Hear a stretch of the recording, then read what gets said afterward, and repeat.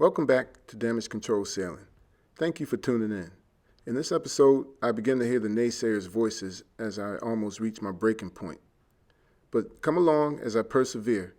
And hey guys, do me a favor. No memes.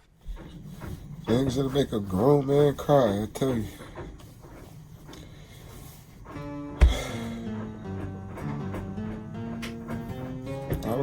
I don't understand why a simple damn sail from Florida to Virginia is so hard. It's never been this hard. Everybody around me making it so hard.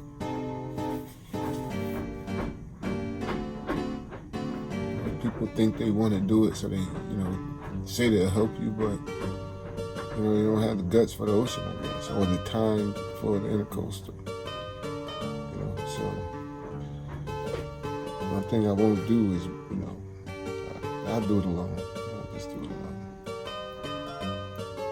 I'll figure it out. Damn, everything costs so much money. Every time you have to stop, it's $150 a day.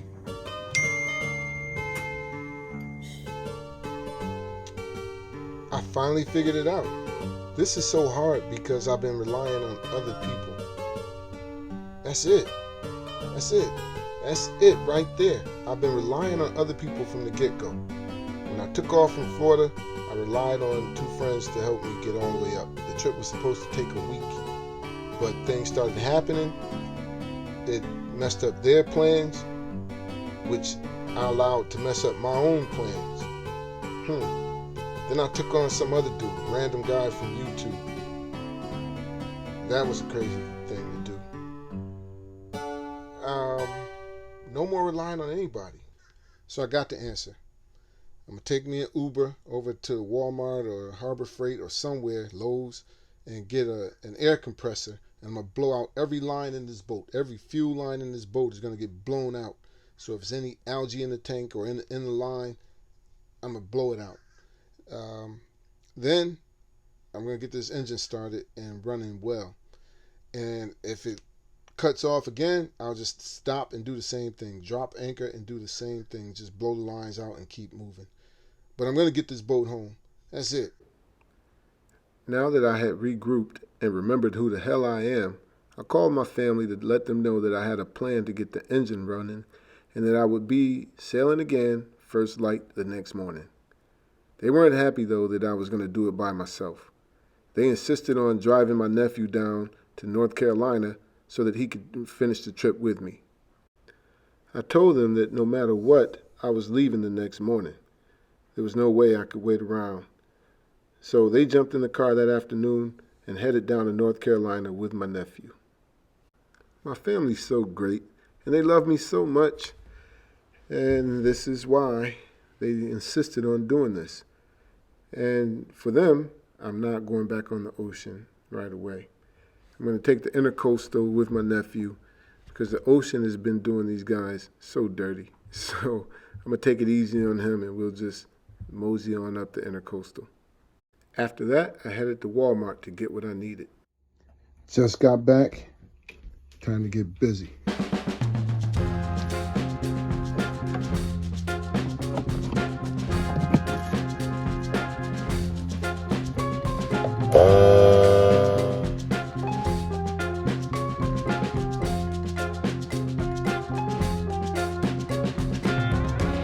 Running low on air, so let's get some more.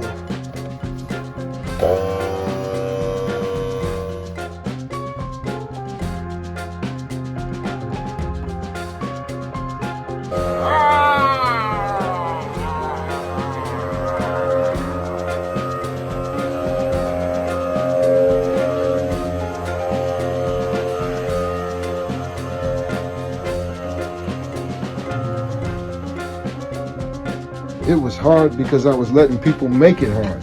That's it. That's the only reason.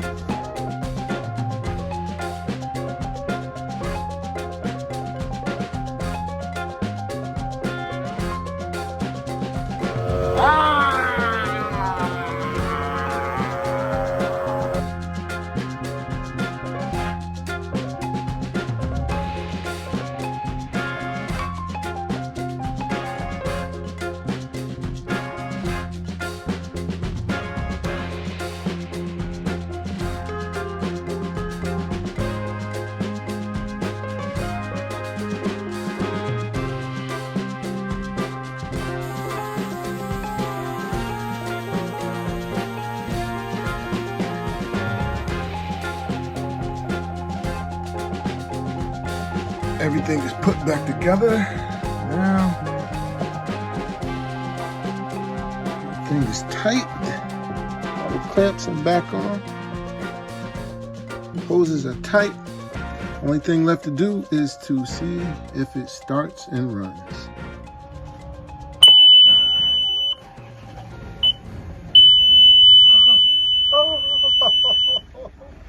RPM, RPM. Ooh.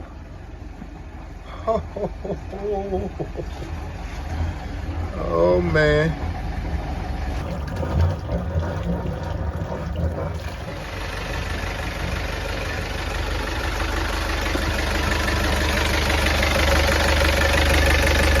Oh yeah. I'm out of here. I'm out of here. I'm out of here. Woo woo woo. I'm out of here. Woo woo. So yesterday offshore, a very important piece broke. From the main sheet, this pulley here is hanging by a thread, a broken thread. See the nut, the bolt head is just sheared off. So this pulley could come out, causing the entire boom to just go crazy offshore. So, found this on inspection last night after we pulled in, after pulling into Cape Fear Inlet off the ocean. This is what I found during the inspection. So it's important to do your post-sale inspections before you get back on the ocean or something like that, because this was death. What I'm gonna do is salvage or cannibalize this one. I have a spare, I guess. Thank God.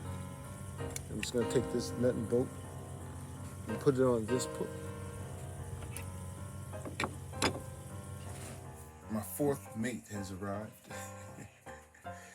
and but he's family and he's tough. He's straight out of Jamaica.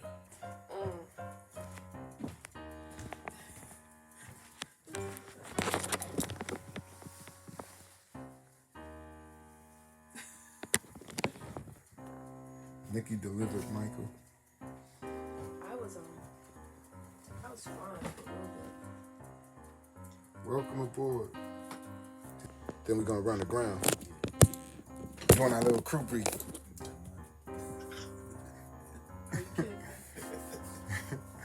Yeah, so we're gonna stay on that in the channel between the red and the green markers at all times. Yeah.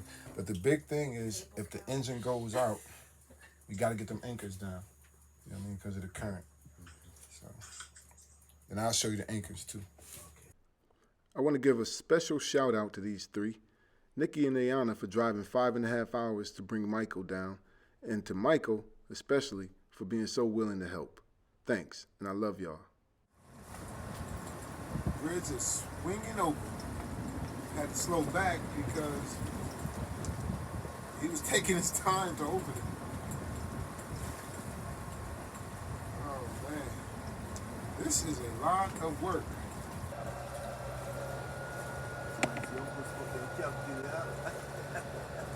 Man, this is stressful. Yeah.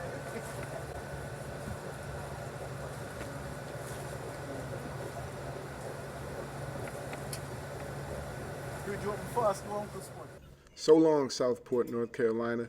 Things were going great. The engine did cut off twice, but both times I was able to clean the filter quickly and get us going again. Everything was going so well. We decided to just keep going and drop anchor wherever we met sunset. Now let's talk about how that plan turned out. Due to the pitch blackness of the night, we decided to drop anchor just short of the Topsail Island Bridge. Here's the track from my Navionics. Grounding 1. I guess I just wasn't paying attention. Now wait a minute. Grounding 2 must be a fluke. The chart did say 11 feet. As we freed ourselves from this grounding, 2 northbound sailboats recommended that we follow them to Mile Hammock Anchorage about 10 miles ahead. But it was too dark and we weren't about that life. Oh, snap. Grounding 3? Maybe this side of the channel is just bad. No problem. We freed ourselves, went to the other side, and then dragged. With the current getting stronger and the tide going out, we grounded a 4th time. After working hard and praying even harder to free ourselves, we wound up dragging a 2nd time. At this point, we said, duck it. After about an hour and a half of this crap, we headed north, in the pitch blackness that we tried to avoid. So we made it into the anchorage last night, about right around 11:30. So on the ICW with 21 knot winds and 4.5 knot currents in unmarked channels with a mile, it seems, between green buoys, nothing on the red side, and me on navionics, and Michael on the spotlight, just trying to make it to an anchorage because there was nowhere else to anchor. We dragged at least, I don't know, but we touched bottom 4 times. 4 times. 2 times pretty hard. Yeah, in the blink of an eye, we were on the ground. I mean, with the currents and trying to anchor just outside the channel. There is no just outside the channel in the ICW. There's none. So we made it to this anchorage.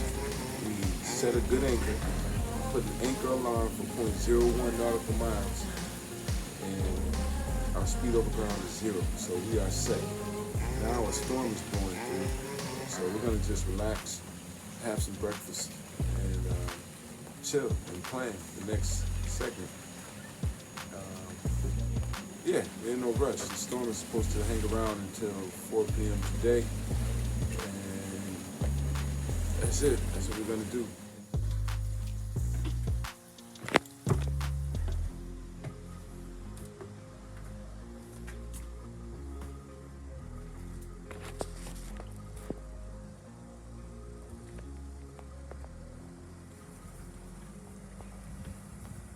I think all the storms have passed for the most part, but it's about to be sunset, so no one's leaving for the trip up to ICW.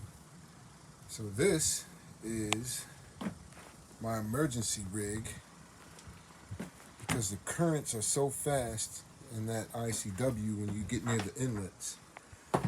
And if I should lose an engine or lose my engine, I want to deploy. I'm going to kick that anchor off almost immediately, I hope, to stop us from dragging into another boat or drifting into another boat or, shore or, shallow water. Preparing to leave Mile Hammock Anchorage. It's 6:05, 06:05. It's cold. It's a 45-degree day or morning, but that doesn't matter. So first light is upon us, and we're about to get going. Peace.